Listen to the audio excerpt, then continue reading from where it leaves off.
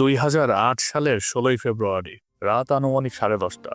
সারাদিন শুটিং শেষে মহানায়ক মান্না বাসায় ফিরলেন। বুকে হালকা হালকা ব্যথা করছে। প্রথমে তিনি ভাবলেন হয়তো সারাদিনের ক্লান্তি অথবা অ্যাসিডিটি থেকে এই ব্যথা হয়েছে। রাত বাড়ছে কিন্তু ব্যথা কমছে না। রাতের বেলা খাবার শেষ করার পরেও তার ব্যথা কোনোভাবেই কমছে না। বুকে অজানা একটা চাপ, ঘুম যেন হারিয়ে গেছে চোখ থেকে। ভোর আনুমানিক 4টা। পুরো শহর তখন ঘুমে আচ্ছন্ন। মান্না নিজেই গাড়ি ড্রাইভ করে রওনা দিলেন। গন্তব্য ইউনাইটেড হসপিটাল। সেখানে পৌঁছে চিকিৎসা শুরু হয়, কিন্তু সকাল হতেই দেশ জুড়ে ছড়িয়ে পড়ে এক মর্মান্তিক খবর। কিংবদন্তি মান্না আর বেঁচে নেই। কোটি কোটি ভক্ত অনুরাগীদের কাঁদিয়ে চলে গেলেন ঢাকায় চলচ্চিত্রের সবচেয়ে জনপ্রিয় নায়ক মান্না। মুহূর্তের মধ্যে খবরটা দাবানলের মতো ছড়িয়ে পড়ে পুরো দেশে। হাজার হাজার মানুষ রাস্তায় নেমে পড়ে। কেউ পুলিশের টিয়ার শেল অতিক্রম করে চলে যাচ্ছে, কেউ কাঁটাতারের ওপর দিয়ে ছুটে চলে যাচ্ছে শুধু একবার প্রিয় নায়ককে দেখার জন্য। কেউ কতটা আপন হলে মানুষ পুলিশের টিয়ার শেল অতিক্রম করে সামনের দিকে এগিয়ে যায়। কেউ কতটা প্রিয় হলে মানুষ নিজের জীবনের মায়া ত্যাগ করে শুধু একবার প্রিয় মানুষটাকে দেখবে বলে। কতটা ভালোবাসার হলে মানুষ এভাবে কাঁদতে পারে। কারণ সব নায়ক সিনেমায় জন্মায়, কিন্তু মহানায়ক জন্মায় মানুষের হৃদয়ে। কিন্তু প্রশ্ন একটাই, সেদিন কি হয়েছিল ইউনাইটেড হসপিটালে? কতদিন বাঁচতে চান? বাঁচার অনেক ইচ্ছা, তবে ভাগ্যে কি আছে জানি না। ওকে, বাঁচতে চাই। আসসালামু আলাইকুম, আমি জুনায়েদ ইসলাম। বাংলাদেশ মিডিয়া ইন্ডাস্ট্রির ইতিহাসে এমন বিদায় আর কোনো নায়কের ক্ষেত্রে কখনোই দেখা যায়নি। 1990 দশকের কথা বলুন অথবা 2000 সালের পরের প্রজন্মের কথা বলুন, নায়ক মান্নার ছবি দেখেনি এমন কোনো ব্যক্তি খুঁজে পাওয়া সম্ভব না। 1996 সালে সালমান শাহর আকস্মিক মৃত্যুতে যখন পুরো মিডিয়া ইন্ডাস্ট্রি কালো অন্ধকারে ঢেকে যায়, তখন প্রযোজক, পরিচালক এবং অন্যান্য ব্যবসায়ীদের একমাত্র আশার আলো ছিল নায়ক মান্না। আজকের এই ভিডিওতে আমরা সেই মানুষটার জীবনের একদম ডিটেলস গল্প জানব, যিনি পুরো মিডিয়া ইন্ডাস্ট্রিকে নিজের কাঁধে তুলে নিয়েছিলেন আর সময়ের সাথে সাথে হয়ে গিয়েছিলেন মহানায়ক মান্না। আপনাদের কাছে আমার রিকোয়েস্ট, আপনারা এই ভিডিওটা পুরোটা দেখবেন। তো চলুন দেরি না করে শুরু করা যাক। টাঙ্গাইল জেলার কালিহাতী উপজেলার এক শান্ত মাটির গন্ধে ভরা গ্রাম এলেঙ্গা। সেখানে থাকতেন এক দম্পতি, নুরুল ইসলাম তালুকদার। তিনি একটি সরকারি চাকরি করতেন আর তার স্ত্রী হাসিনা ইসলাম ছিলেন গৃহিণী। 1964 সালের 14 এপ্রিল এই দম্পতির কোলে জন্ম নেয় ভবিষ্যতের মহানায়ক সৈয়দ মোহাম্মদ আসলাম তালুকদার, যাকে আমরা সবাই মান্না নামে চিনি। সাধারণ পরিবারের সন্তান হলেও ছোটবেলা থেকেই তার মধ্যে ছিল অসাধারণ গুণাবলী। তার ভিতরে ছিল নেতৃত্ব, তার ভিতরে ছিল এক অন্যরকম আত্মবিশ্বাস। প্রাথমিকভাবে গল্প বোঝার সুবিধার্থে আমরা তাকে আসলাম তালুকদার বলেই ডাকবো। টাঙ্গাইলের একটি স্কুলে লেখাপড়া করেন তিনি। ছাত্র হিসাবেও বেশ ভালো ছিলেন। সেখানকার একটি কলেজ থেকে উচ্চ মাধ্যমিক পাশ করে ঢাকা কলেজে জিওলজি অনার্সে ভর্তি হন। ছোটবেলা থেকেই আসলাম ছিলেন অনেক টানপিটে ও চঞ্চল স্বভাবের। সেখানে থাকাকালীন আসলাম বলাকা সিনেমা হলে প্রচুর সিনেমা দেখত। বিশেষ করে নায়করাজ রাজ্জাকের ছবি হলে তো আর কোনো কথাই নেই। আসলামের প্রথম দেখা সিনেমা আগন্তুক, অবুঝ মন। বাবা মার ইচ্ছা ছিল ছেলে বড় হয়ে ডাক্তার অথবা ইঞ্জিনিয়ার হবে, কিন্তু আসলামের ছোট থেকেই নায়ক হওয়ার স্বপ্ন ছিল। নায়করাজ রাজ্জাকের অভিনয় দেখে সে মুগ্ধ হয়ে তাকে তার আইডল মনে করত এবং নায়করাজ রাজ্জাকের অভিনয় দেখে সে নায়ক হওয়ার সিদ্ধান্ত নেয়। 1984 সালে বলাকা সিনেমা হলে সিনেমা দেখতে গেলে সেখানে নতুন মুখের সন্ধান নামের একটি অদ্ভুত বিজ্ঞাপন চোখে পড়ে তার। Bangladesh film development corporation BFDC থেকে নতুন ছেলেমেয়ে নেওয়া হবে সিনেমার বিভিন্ন রোলের জন্য। এই খবরটি আসলামের মনে গভীরভাবে দাগ কেটে যায়, কিন্তু আসলাম ব্যাপারটা একটু ইগনোর করে, কারণ সে লেখাপড়া শেষ করে প্রস্তুতি নিয়ে তারপর চেষ্টা করতে চাচ্ছিল। আর বর্তমানে সে অনেক অগোছালো। হল থেকে বের হয়ে বন্ধুদের সাথে চা খাওয়ার সময় টিভিতে সেই একই বিজ্ঞাপন চোখে পড়ে তার। মনটা যেন আর কোনোভাবেই মানছে না, মনে হচ্ছে এখনই ছুটে চলে যায়। কিন্তু এবারও মনকে শান্ত করে বাসায় চলে আসে সে। বাসায় আসার পরে পেপার হাতে নিয়ে খবর পড়তে পড়তে সেই একই বিজ্ঞাপন তার চোখের সামনে আসে।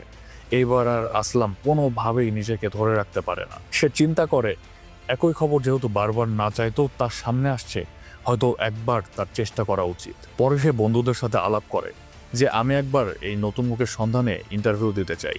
বন্ধুরাও তাকে উৎসাহিত করে সম্মতি জানায়। ছোট থেকেই যে স্বপ্ন দেখে আসছে সে, হয়তো সেই স্বপ্নটা সত্যি হতে পারে। এই বিশ্বাসেই ইন্টারভিউ দিতে চলে যায় আসলাম। মনে প্রচণ্ড ঝড়, আর বুক ভরা সাহস নিয়ে জাজদের সামনে দাঁড়ায় সে।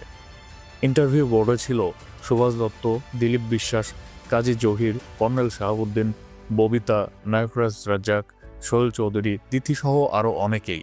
আসলাম নায়করাজ রাজ্জাককে দেখে অনেক বেশি নার্ভাস হয়ে যায়।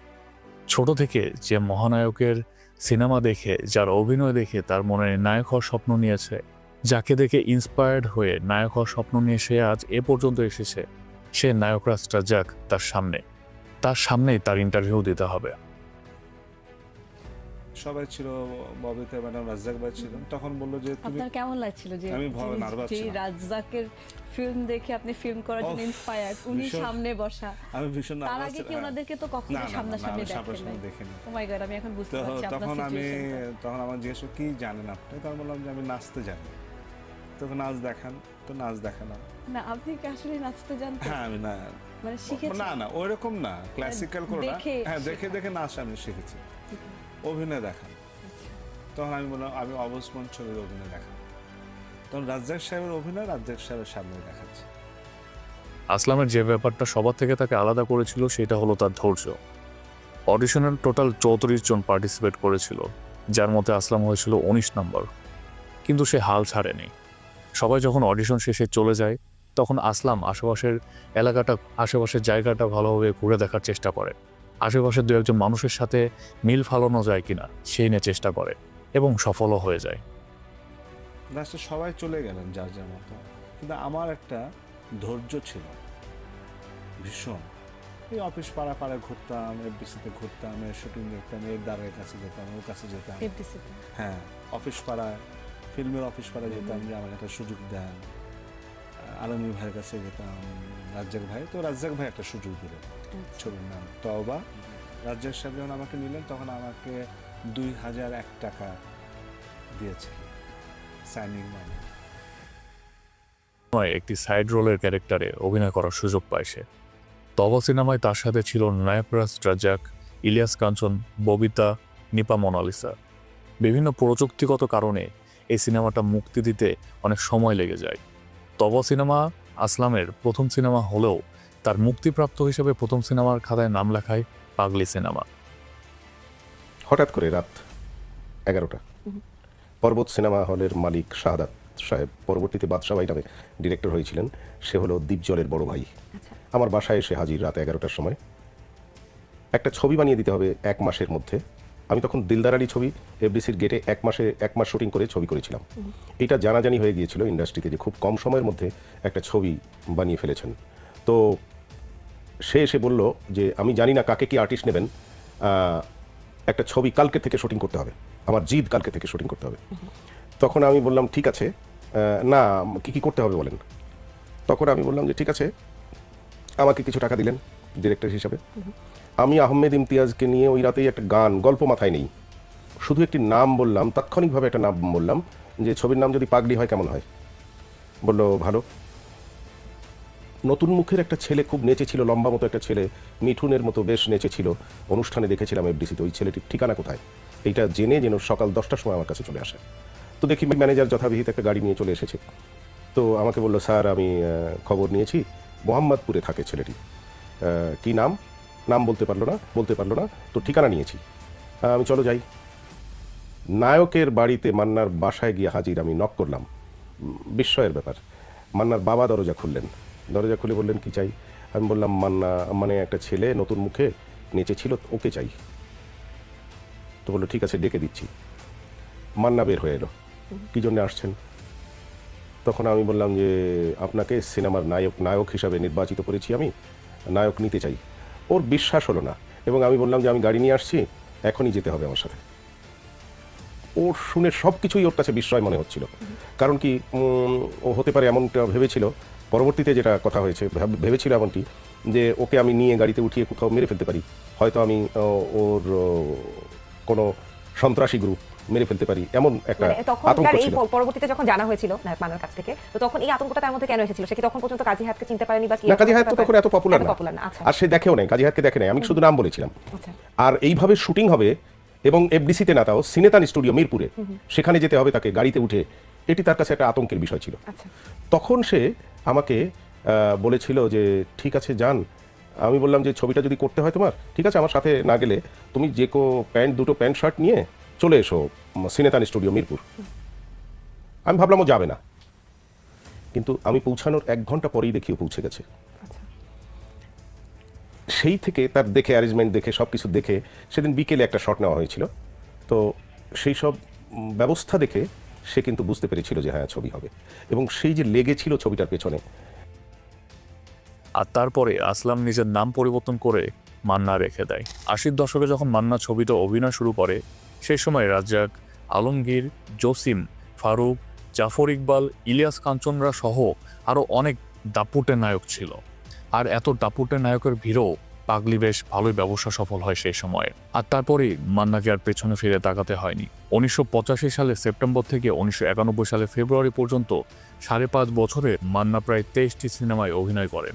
সে দাপুটে অভিনেতাদের মাঝেও তওবা, পাগলি, ছেলেকার, নিষ্পাপ, পালকি, দুঃখিনীমা, বাদশা ভাইয়ের মতো ব্যবসা সফল ছবি উপহার দিয়েছিলেন মান্না। তবে দুঃখজনক ব্যাপার হচ্ছে এইসব ছবির কোনোটাতেই মান্না প্রধান নায়ক ছিলেন না, তাই সাফল্যের ভাগিদার খুব একটা হতে পারেননি তিনি। 1991 সালে মোস্তফা আনোয়ার পরিচালিত কাশেম মালার প্রেম এই ছবিতে প্রথম একক নায়ক হিসেবে সুযোগ পেয়েছিলেন মান্না। এই ছবিটি সুপার ডুপার হিট হয়ে যায়। সাইড রোল থেকে মেন রোলে চলে আসে মান্না। আর এত ব্যবসা সফল ছবি হওয়ার কারণে একের পর এক ছবিতে কাজ করার সুযোগ পায় মান্না। কাশেম মালার প্রেম আমার জীবনের একটি স্মরণীয় ছবি। প্রথমে আমি কৃতজ্ঞ জনাব ইলিয়াস কাঞ্চন সাহেবের কাছে। কাঞ্চন ভাইয়ের কারণেই আমার এই কাশেম মালার প্রেমটা করা হয়। এশিয়ার সিনেমা হলে প্রথম আমরা গেলাম, এবং আশরাফ ভাই যখন দেখলাম হাজার হাজার লোক, তখন আমার চোখে পানি বেরোচ্ছে যে আসলে কি আমার ছবি দেখার জন্য এত ভিড়। ছবিটা সুপার ডুপার হিট হলো, শুরু হলো এগিয়ে চলা।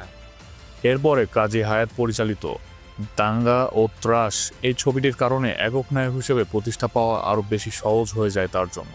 এরপরে আরও কয়েকটি ব্যবসা সফল ছবি উপহার দেন মান্না। এরপরে 1991 সালের মাঝামাঝি মান্না প্রেমে পড়ে তার ওয়াইফ শেলি মান্নার। তোমাকে ভালো লাগে, তোমাকে ভালোবাসি, বাস। এছাড়া বেশি কিছু বলতে পারিনি। ভাষাও কম জানতাম, লেখাও কম জানতাম, তো এর মধ্যে দুটা মিলিয়ে তোমাকে ভালো লাগে, তোমাকে ভালোবাসি, বাস এইটুকু। কমন। আপনি যখন বিয়ে করলেন তখন কি আপনি অলরেডি চিত্রনায়ক মান্না হয়ে গেছেন না তারপরে? বিয়ে তো পরে করেছি। আচ্ছা আচ্ছা। ফিল্মে আমি যাকে বিয়ে করেছি সেটা অ্যাফেয়ার্স। আচ্ছা, ওই যে তোমাকে ভালো লাগে, তোমাকে ভালোবাসি, এটাই একদম স্ট্রেট বলছিলাম। আচ্ছা, শুনেন, আপনাকে আমার ভালো লাগে, আপনাকে আমি ভালোবাসি। তখন সে আমার দিকে তাকিয়ে সে ফিল করেছে, এখন বলে থার্ড ক্লাস ছেলে, এটা কি বলে এভাবে। তখন আমি তাকে বলছি যে না মানে চিত্রনায়ক মান্না আমাকে কি বলছে? না, চিত্রনায়ক হইনি আমি, মানে ফিল্মে ঢোকা ভাব। আচ্ছা, তো তখন আমি বললাম আপনাকে ভালো লাগে, ভালোবাসি। তাকে চলে গেছে। আমি শুনেন আপনি কি করেন? বলে আমি এয়ারলাইন্স চাকরি করি। আমি বলছি এয়ারলাইন্স চাকরি করেন না? আচ্ছা, এয়ারলাইন্স মানে আপনি এয়ার হোস্টেস? বলে যে হ্যাঁ আমি এয়ারলাইন্স চাকরি করি। বলুন কি বলবেন? আচ্ছা, আপনি সবসময় বিদেশে যান, আমার জন্য একটা জুতো আনবেন। প্রমিস, বিশ্বাস করেন। আমার ওয়াইফকে যখন বলছি যে বলে যে এটা কি ধরনের কথা বললেন আপনি। আর তারপরে তারা বেশ কিছুদিন নিজেদের চিনতে ও জানতে সময় নেয়। তারপরে একটা সময় তার পারিবারিকভাবে বিয়ে করে। কিছুদিন পরেই তাদের কোল আলো করে সিয়াম ইলতিমাস মান্না তাদের পুত্র সন্তান জন্মগ্রহণ করে। সেই সময়ে অনেক জনপ্রিয় নায়ক ছিল, তার মধ্যে একজন ছিলেন কিংবদন্তি নায়ক সালমান শাহ। 1996 সালে সালমান শাহর আকস্মিক মৃত্যুতে চলচ্চিত্র জগৎ একটা বড় ধাক্কা খায়। আর তখন পরিচালক ও প্রযোজকদের আশার আলো হয় মান্নাকে ঘিরে। প্রযোজকরা তখন সবাই চোখ বন্ধ করে মান্নার উপরে টাকা দিতে প্রস্তুত। 1997 সালে মান্না কৃতাঞ্জলি নামক একটি প্রযোজনা সংস্থা প্রতিষ্ঠা করেছিলেন। তার প্রযোজনায় 1997 থেকে 2022 সালের মধ্যে প্রায় 10টি ছবি নির্মিত হয়। লুত্তরাজ, লাল বাদশা, আব্বাজান, স্বামী স্ত্রী যুদ্ধ, দুই বধূ এক স্বামী, আমি জেল থেকে বলছি, মনের সাথে যুদ্ধ, পিতামাতার আমানত, এই সবগুলোতেই তিনি নিজে অভিনয় করেছেন এবং প্রতিটি সিনেমায় ছিল ব্যবসা সফল। আর সর্বশেষ 2022 সালে ফেরদৌস, পূর্ণিমা, আরিফিন শুভ আর ঋতুপর্ণা অভিনীত জ্যাম ছবিটি নির্মিত হয়, যেটি এখনও কোনো কারণবশত মুক্তি পায়নি। এরপরে আসে 1999 সাল। মান্না এতদিনে প্রায় 200টিরও বেশি ছবিতে অভিনয় করে ফেলেছেন। এতদিনে তিনি একজন সুপারস্টার, কিন্তু তিনি অন্যরকম কোনো কিছু চাচ্ছিলেন, যেই ক্যারেক্টারটা তাকে বাঁচিয়ে রাখবে বছরের পর বছর, যুগের পর যুগ, যেই ক্যারেক্টার, যে সিনেমা একবার দেখলে মানুষ সারা জীবন মনে রাখবে। মান্নার সাথে আমার যতটুকু সম্পর্ক ছিল, বাংলাদেশের কোনো ইন্ডাস্ট্রি হিরোর সাথে আমার এত ভালো সম্পর্ক ছিল না। অতি সত্য, মান্না আমার প্রচণ্ড লাভ করতো, আমিও মান্নার প্রচণ্ড লাভ করতাম। মান্নারে এমন কোনো বছরে 365 দিন, এক বছর আমার মনে হয় না 20 দিনও না দেখে পারছে। মান্না আর ডিপজল ছিলেন অনেক ভালো বন্ধু। দুজনে একসাথে বেশ ভালো ভালো সিনেমায় অভিনয় করেছেন। কিন্তু 1998 সালে ডিপজল আর মান্না অভিনীত তেজি সিনেমার পরে ডিপজল আর মান্নার মধ্যে একটা মনোমালিন্য তৈরি হয়। 1 বছর তারা কেউ কারোর সাথে কোনো কথা বলেন। আর তারপরে ডিপজল চিন্তা করলেন তিনি মান্নাকে ছাড়াই একটি সুপারহিট সিনেমা বানাবেন। তিনি দৌড়ে চলে গেলেন কাজী হায়াতের কাছে। তাকে বললেন, যত টাকা লাগে আমি দেব, আপনি আমাকে একটা সুপারহিট সিনেমা বানিয়ে দিন। আর তারপরেই ডিপজল এবং কাজী হায়াত মিলে গল্প সাজালেন সর্বকালের শ্রেষ্ঠ আম্মাজান সিনেমার। কিন্তু ডিপজল আর মান্নার তো বিরোধ ছিল, দ্বন্দ্ব ছিল। কিভাবে তারা এক হলো? দীপজল হঠাৎ একদিন ছবি শুরু করেন মান্নারে বাদ দিয়ে। মানে না, মান্নারে নেবে, মান্নারে বাদ দিয়ে ছবি শুরু করেন। দীপজল আবার গল্প টল্প শুনতে চাই, ভাবলাম এখানে হয়। বললো রুবেলরে নিয়ে শুরু করেন। আমার যে চরিত্রটা ছিল, রুবেল টানতে পারবে কিনা আমার একটু সন্দেহ হচ্ছিল। তখন সে বললো যে রুবেল যদি না হয় হুমায়ুন ফরিদির সাথে কথা বলো। হুমায়ুন ফরিদির গল্পটা শোনাইলাম, দারুণ আগ্রহ প্রকাশ করলো। Thank you. আসলে তো মান্না তো আম্মাজানের হিরো না, না, হিরো তো আমিন খান। মান্না হলো একটা ক্যারেক্টার, অথার ব্যাকিং ক্যারেক্টার। তো ফরিদি যখন কনফার্ম করলো হ্যাঁ হ্যাঁ ভাই করেন, ওপেন শিডিউল, টাকা পয়সারও কোনো ফ্যাক্টর না, এই ঘটনাটা জেনে গেল মান্না জেনে যাওয়ার পরে মান্নার সাথে আবার দেখা, ফরিদিরে নিয়ে বলে ছবি করতেছেন। আমি তখন তাকে একটু রাগ করে বললাম যে দীপজলের সাথে কি তোর গন্ডগোল হয়েছে আমি জানি না, কালকের মধ্যে মিটমাট করে দীপজল যেন আমাকে এই ছবির জন্য ডাকে, তোকে নেওয়ার জন্য, সেই ব্যবস্থা কিভাবে করবি আমি জানাবো। বলল ঠিক আছে। তারপর আমি তাকে বললাম যে তোর জীবনের একটা শ্রেষ্ঠ ছবি তোর লাইফ থেকে মাইনাস হয়ে যাবে, ভালো ছবি। সে আর মান্না গল্প শুনতে চাইতো না। কিন্তু পরের দিন 11টার সময় দীপজল আমাকে ফোন দিয়েছে, হ্যাঁ ভাই অফিসে আসেন, যাই দেখি মান্না বসে। মান্নার শিডিউল দিয়ে দিছে, ওপেন শিডিউল, পরে নিয়েই করে। ওদের মধ্যে ক্ল্যাশ ছিল, গন্ডগোল ছিল না। সেই গন্ডগোলটা মুহূর্তের মধ্যে মান্না ম্যানেজ করে, ছবির খাতিরে ম্যানেজ করে, দীপজলকে ম্যানেজ করে সে ছবিটির জন্য দীপজলকে ওপেন শিডিউল দিয়ে দিয়েছে। আমার একটা কথা যে তোর জীবন থেকে একটি ভালো ছবি চলে যাবে। এতটাই সিনেমা প্রেমী ছিলেন। এতটাই। 1999 সালে এই সিনেমাটি বানাতে খরচ হয়েছিল 1,02,00,000 টাকা, যেটা বর্তমান সময়ে 10 থেকে 12 কোটি টাকার সমান। আর সিনেমাটি টোটাল কালেকশন করেছিল 20 কোটি টাকা, যেটা এই সময়ে 95 কোটি টাকার সমান। ডিপজল এই সিনেমার প্রযোজক ছিলেন। সিনেমাটি নির্মাণ করতে খরচ হয়েছিল 1,02,00,000 টাকা। আর সিনেমা রিলিজের আগের দিন, মানে বৃহস্পতিবার, সিনেমা রিলিজ হয় সাধারণত শুক্রবার করে। সিনেমা রিলিজের আগের দিন বৃহস্পতিবার ডিপজলের অফিসে তার টেবিলে জড়ো হয়েছিল 1,04,00,000 টাকা। মানে সিনেমা রিলিজের আগের দিনই তার লাভ হয়েছিল 2 লক্ষ টাকা। আর তারপরের হিসাবটা তো আপনাদের সবাইকে বললাম। তবে আম্মাজান সিনেমার একটি ইন্টারেস্টিং ফ্যাক্ট, যেটা অনেকেই জানেন না, আম্মাজান সিনেমার যে বাদশা ক্যারেক্টার ছিল, যেটাতে অভিনয় করেছিলেন মান্না, সে বাদশা ক্যারেক্টারটা সম্পূর্ণ ডিপজলের বাস্তব জীবন থেকে অনুপ্রাণিত। আমি জানি যে আপনারা এটা বিশ্বাস করতে চাইবেন না যে ডিপজলের মতো একটা ক্যারেক্টার, তার ক্যারেক্টার এরকম কিভাবে হতে পারে। তবে আমি সম্পূর্ণ সত্যি কথা বলছি যে ডিপজলের ক্যারেক্টার, ডিপজলের বাস্তব জীবন থেকে আম্মাজানের বাদশা ক্যারেক্টারটার জন্ম হয়েছিল। কিন্তু এইটাই সত্যি, ডিপজল তার মাকে পাগলের মতো ভালোবাসতেন। আম্মাজান সিনেমায় একটা সিন আছে যেখানে আম্মাজান নবাবকে কিছু ফল নিয়ে আসার কথা বলে, কিন্তু কি ফল নিয়ে আসতে হবে সেটা বলে না। এই পুরো সিনটা ডিপজলের রিয়েল লাইফ থেকে ইন্সপায়ার্ড বলে ভুল হবে, পুরো সিনটাই ডিপজলের রিয়েল লাইফ থেকে নেওয়া। তো ডিপজল মা পাগল, মাকে খুব ভালোবাসে ডিপজল সাহেব। ওনার মা এখন নাই, তো ওনার মা ওনার ড্রাইভারকে ডেকে বলেছিল যে ডিপজল দীপু বলতো, দীপুর বলে ডাকতো, দীপুকে বলিস আমার জন্য কিছু ফল আনতে। তো ডিপজল ভাইকে ড্রাইভার যাই বললো, গাড়ি চালাতে চালাতে, তখন কি ফল নিতে গেছে মা? তখন বলল যে তা তো জিজ্ঞেস করি নাই। ড্রাইভার বলল ও তাই, তো দোকানে গিয়ে যত ফল ছিল সব প্রকার ফল প্যাকেট করে বাসায় নিয়ে মায়ের দিয়েছে ডিপজল। এইটাই হলো গল্পের পটভূমি। আম্মাজান সিনেমার প্রতিটি গানই সে সময় বেশ ভালোই হিট হয়েছিল। বিশেষ করে আম্মাজানের টাইটেল ট্র্যাক যেটা আছে, আম্মাজান মেন থিম যেটা আছে, এইটা তো সবার মুখে মুখে ছিল। এখনো বিশ্বাস করেন, আমি নিজের কথা বলছি, আমিও যদি কখনো এই গানটা আমার সামনে কোনোভাবে ভুল করে একবার আসে, আমি এই গানটা পুরোটা না শুনে কোনোভাবে স্কিপ করতে পারি না।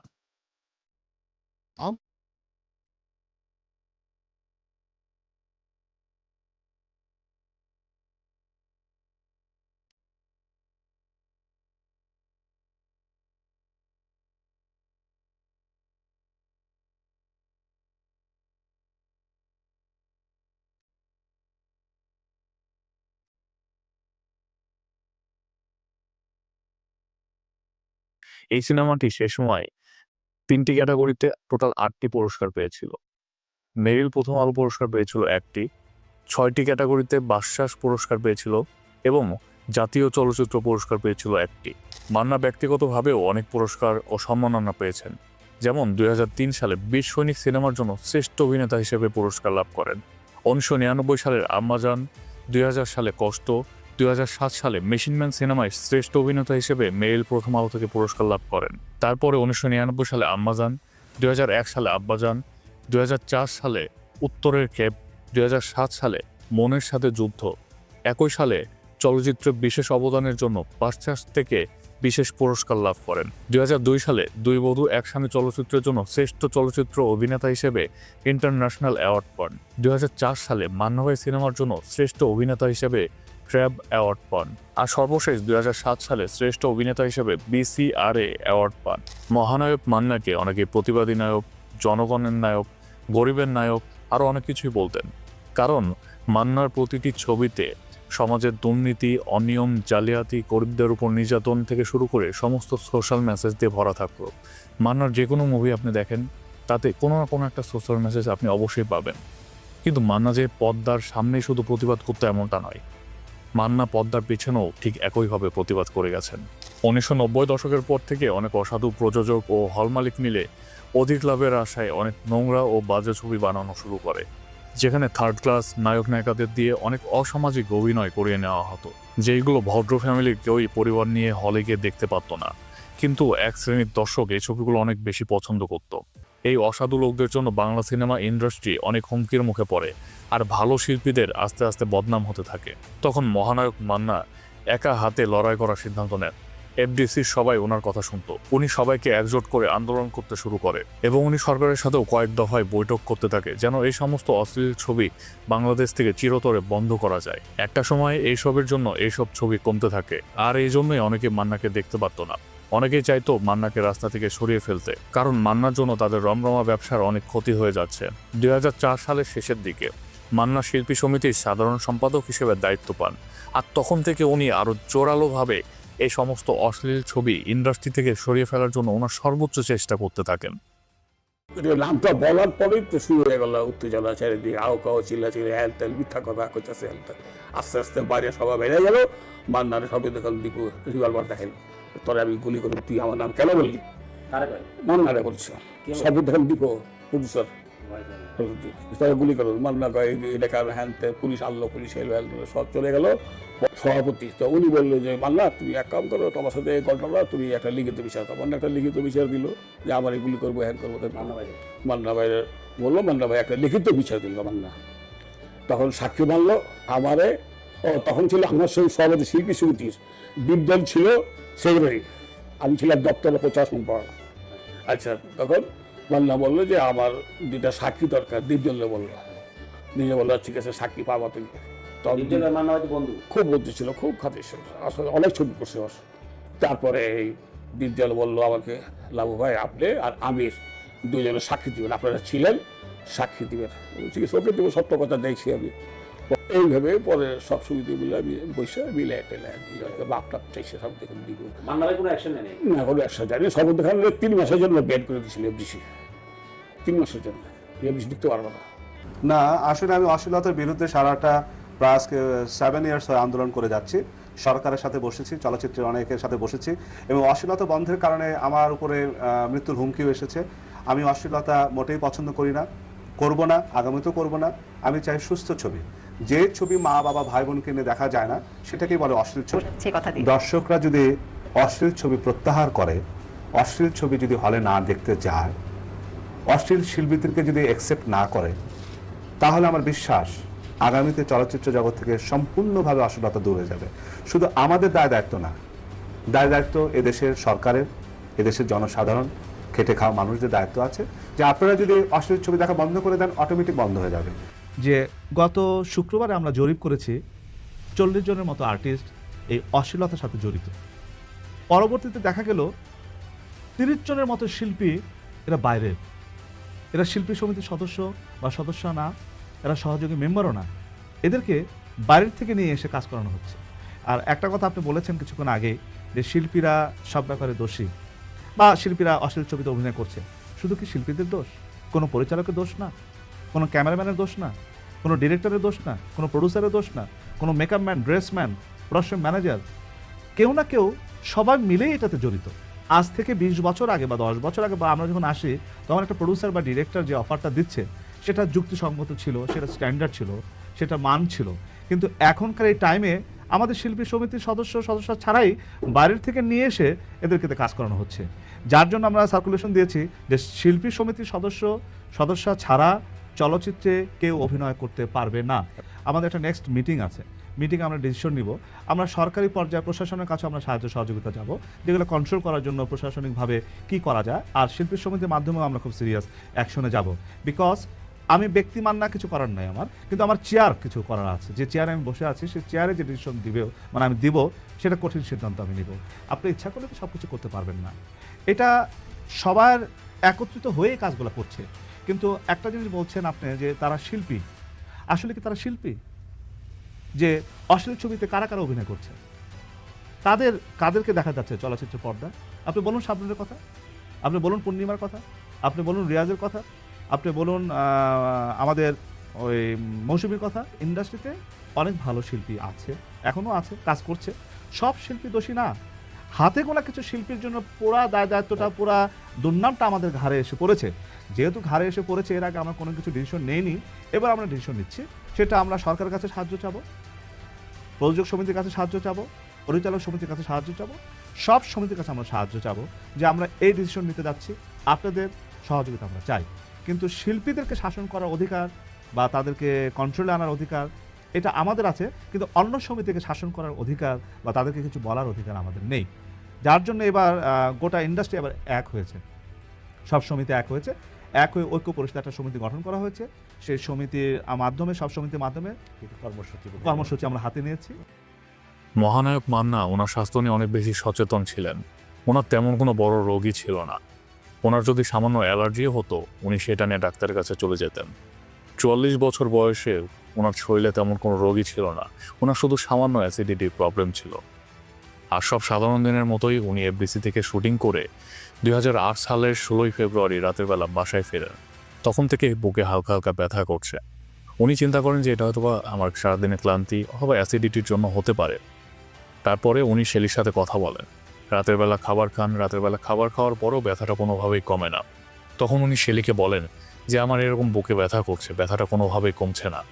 খাবার খেলাম, শুইলাম, একটু হাঁটাহাঁটি করলাম, পানি খেলাম, তারপর আমার ব্যথাটা কোনোভাবেই যাচ্ছে না। শেলি তখন মান্নাকে বলে যে সারাদিন অনেক পরিশ্রম করেছো, তোমার তো আবার অ্যাসিডিটিরও সমস্যা আছে, তুমি সামান্য একটু রেস্ট করো, রাতে একটু ঘুমানোর চেষ্টা করো, ইনশাল্লাহ ঠিক হয়ে যাবে। তখন মান্না বলে কাল সকালে হাসপাতালে যেয়ে একবার চেক আপ করলেই ভালো হবে। শেলি জানতে চায় কোন হাসপাতালে যাবে। মান্না তখন বলে ইউনাইটেড হসপিটালে যাব। কেন ইউনাইটেড হসপিটালেই যাবে জিজ্ঞাসা করলে মান্না বলে পিতামাতার আমানত সিনেমার শুটিংয়ের একটি অংশ ছিল ইউনাইটেড হসপিটালে। শুটিং করতে গিয়ে তার মনে হয়েছিল ইউনাইটেড হসপিটাল অনেক ভালো এবং ওয়েল অর্গানাইজড। সকাল আনুমানিক 4টা মান্না নিজের গাড়িতে নিজে ড্রাইভ করে রওনা দেন ইউনাইটেড হসপিটালের উদ্দেশ্যে। সেখানে তিনি ভর্তি হন 4:45টায়, কিন্তু কোনো বিশেষজ্ঞ ডাক্তারের চিকিৎসা তিনি পাননি। হাসপাতালে সাধারণ ডাক্তারের তত্ত্বাবধানে চলতে থাকে তার চিকিৎসা। ভোর 7:40-এ মান্নার হার্টে এসকে নামক একটি ইঞ্জেকশন দেওয়া হয়, আর ইঞ্জেকশন দেওয়ার কিছুক্ষণের মধ্যেই গঙ্গরানি দিয়ে বমি শুরু করেন তিনি।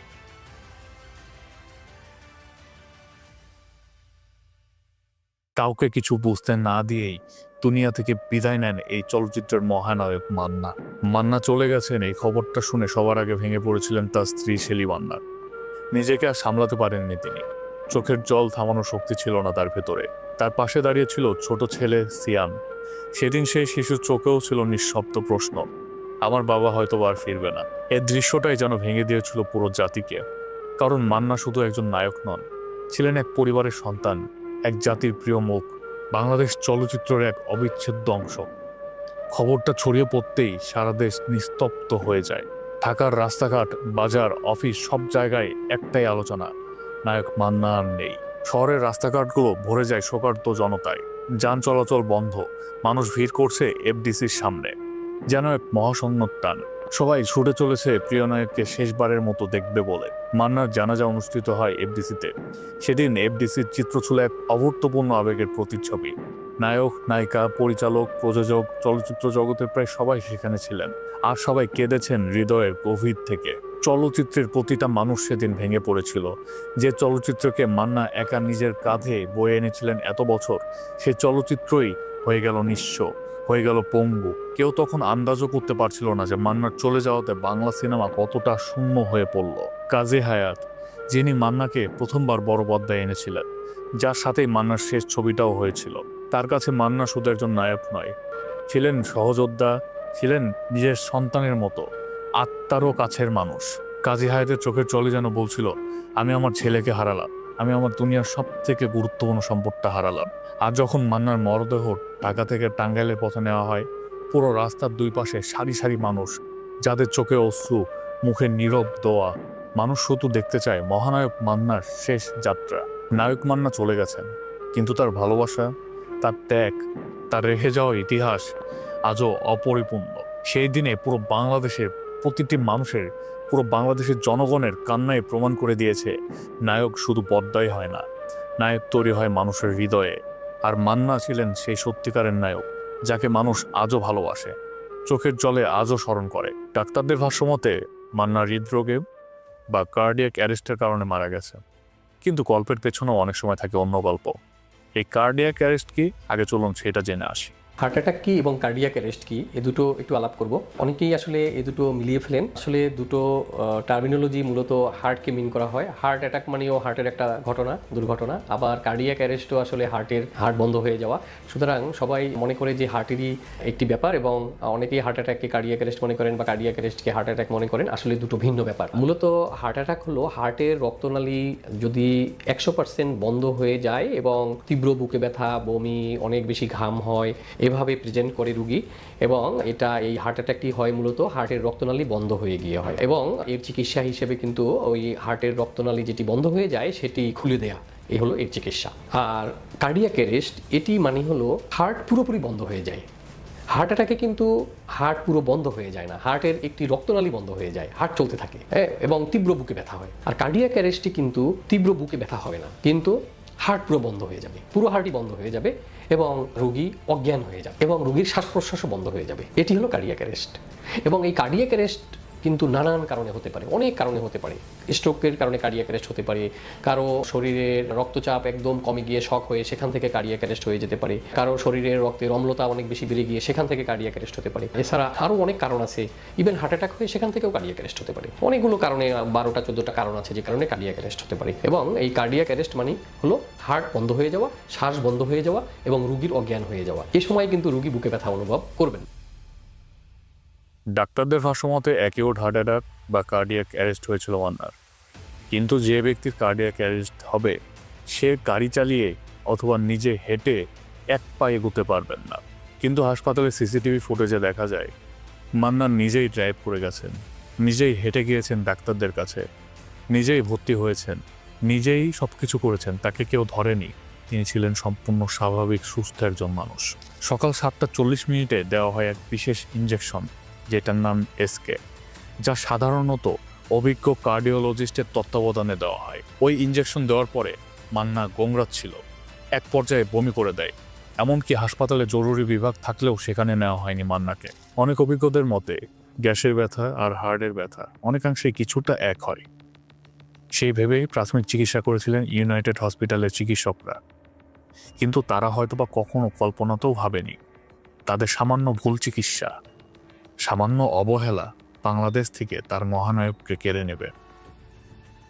সে চিকিৎসকদের অবহেলার উপরে অভিযোগ এনে 2017 সালে সেলিম মান্নার ছোট ভাই রেজা কাদের তাদের ওপর একটি মামলা করেন। পরের বছর 2009 সালে 28 জানুয়ারি তদন্তে চিকিৎসকদের গাফিলতি প্রমাণিত হয়। ইউনাইটেড হসপিটালের হৃদরোগ বিভাগের 6 চিকিৎসকের বিরুদ্ধে গ্রেপ্তারি পরোয়ানা জারি করে আদালত। তারা হলেন ডাক্তার এনায়েত হোসেন, ডাক্তার জহিরুদ্দিন মাহমুদ ইলিয়াস, ডাক্তার মোমিনুজ্জামান, ডাক্তার খন্দকার মাহবুব সোহাইল, ডাক্তার ফাতেমা বেগম, ডাক্তার মইনুল ইসলাম মজুমদার। 2009 সালের 16 মার্চ সমস্ত চিকিৎসকরা আত্মসমর্পণ করেন। পরে উচ্চ আদালতে তারা সবাই জামিন আবেদন করলে আদালত মাত্র 50,000 টাকার বন্ডে তাদেরকে জামিন দেন।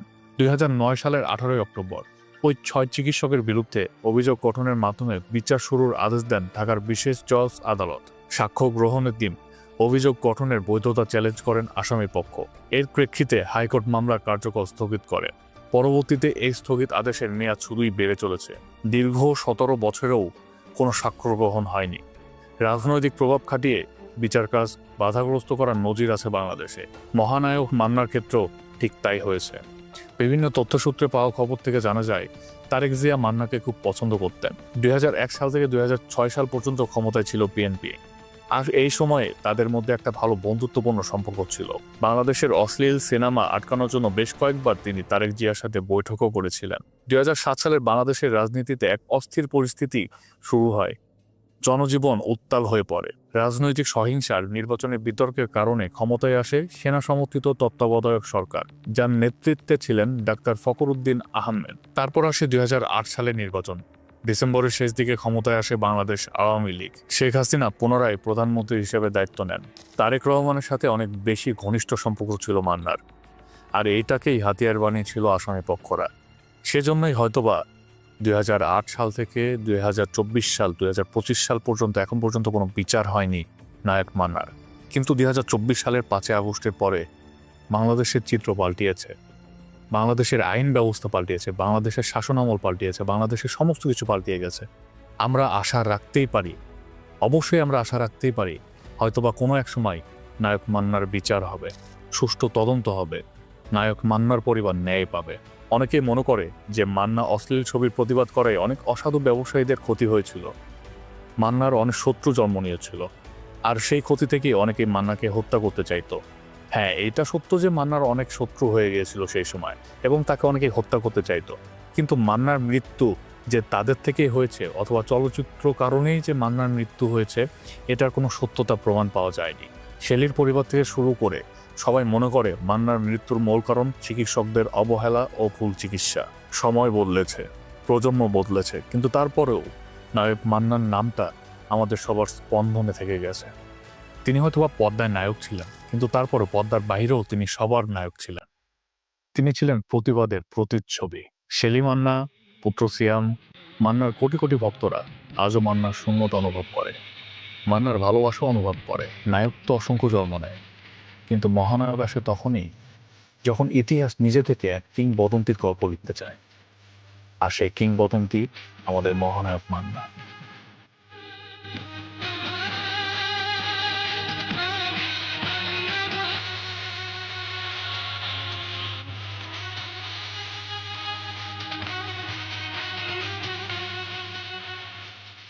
মান্না বেঁচে নেই এই কথাটা সত্য নয়।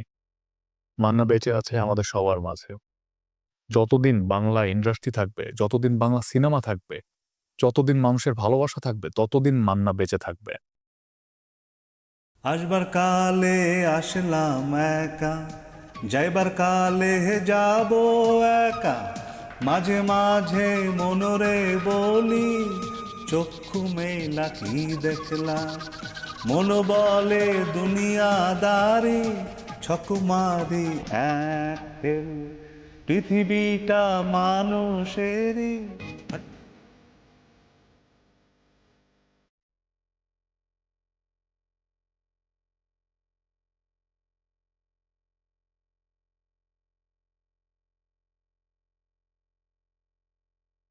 আজকে যারা এই অনুষ্ঠান দেখছেন, এই অনুষ্ঠানের পিছনে বা সামনে যারা আছেন, তাদের সবাইকে ধন্যবাদ। যারা দর্শক এই অনুষ্ঠান দেখছেন, আমার অনেক ভুল ত্রুটি থাকতে পারে কথায়, আমি তার জন্য ক্ষমা প্রার্থী চলচ্চিত্র অঙ্গনের সবার কাছে, যদি কেউ আমার কোনো কথায় কষ্ট পেয়ে থাকেন। আমাদের দেশের আরেক উজ্জ্বল নক্ষত্র, আরেক কিংবদন্তি ছিলেন স্বপ্নের নায়ক সালমান শাহ। তার লাইফ নিয়ে কেস স্টাডি ভিডিও আমার চ্যানেলে আছে, আপনারা চাইলে সেটাও দেখতে পারেন। দেখা হচ্ছে পরবর্তী কোনো সত্যের সন্ধানে। টিল দেন, বি সেফ, আল্লাহ হাফেজ।